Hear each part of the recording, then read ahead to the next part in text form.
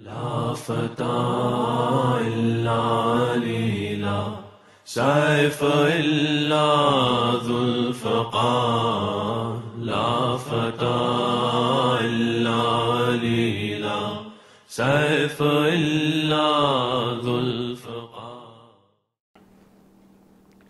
أعوذ بالله من الشيطان الرجيم. بسم الله الرحمن الرحيم. Assalamu alaikum wa rahmatullahi wa barakatuh. Today we're looking at hadith number 8 from 110 lessons for life from the commander of the faithful, Imam Ali, may God's peace and blessings be upon him.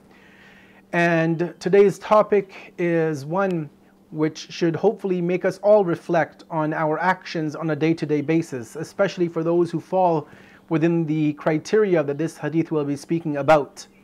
And the topic for today is the mincer of the fire of hell. Now, when we look at the description of hell within the Quran or within the traditions of the 14 infallibles, we see how Allah, how God and the Prophet and his successors have described the hell for us.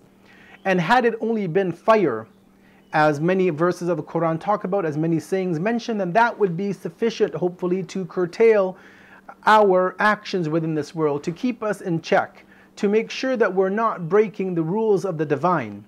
But sometimes we see in the Quran and also in the traditions that in addition to that fire of hell, there are other punishments which are awaiting, whether it be the burning hot water or the molten lead or molten brass or other different descriptions and punishments that are awaiting individuals who are on the wrong path of the law, that there are many different punishments which are awaiting individuals.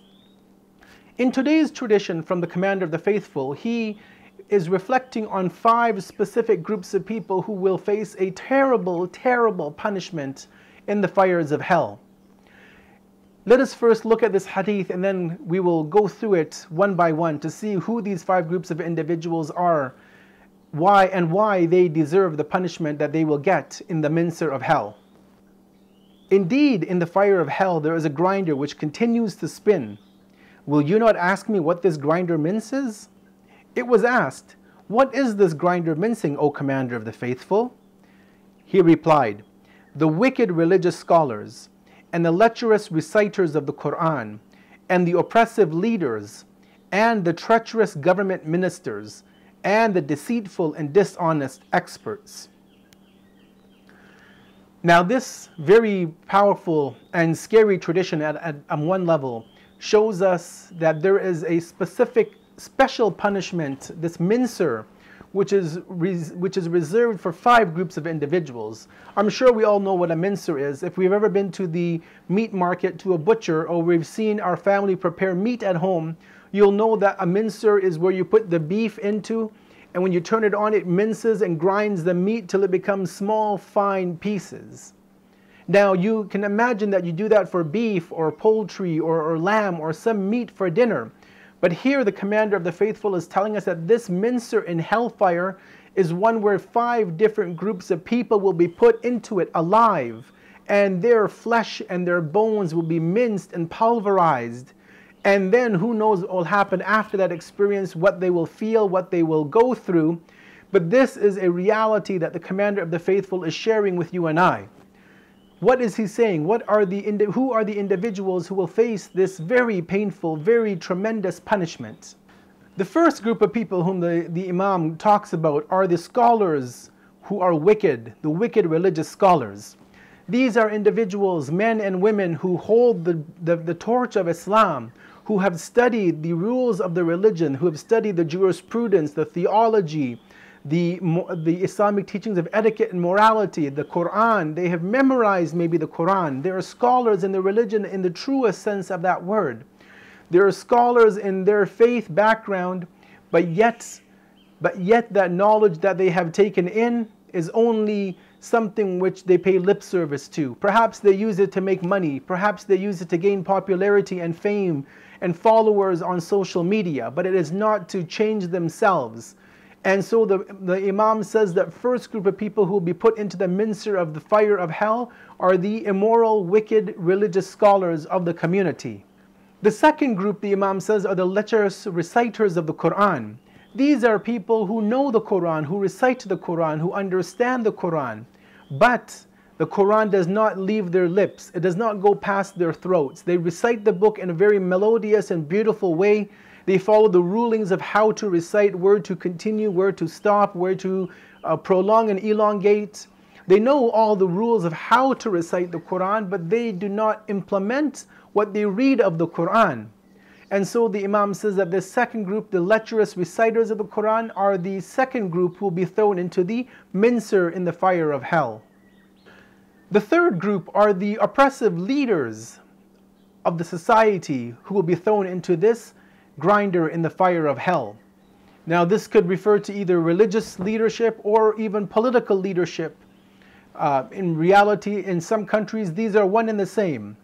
And the Imam says that these individuals, the presidents, the prime ministers, the kings, the people at the head of the government, he first singles them out. Those evil governmental leaders, presidents, prime ministers, kings, whatever have you, the crown princes, whatever other title they give themselves, these are also individuals who, if they were oppressive to their subjects, if they did not allow the freedom to flourish, the freedom that Allah has given every human being, if they were unjust with the rules that were being put in society and implemented, that they will be the third group of individuals who will be thrown into the grinder of hell.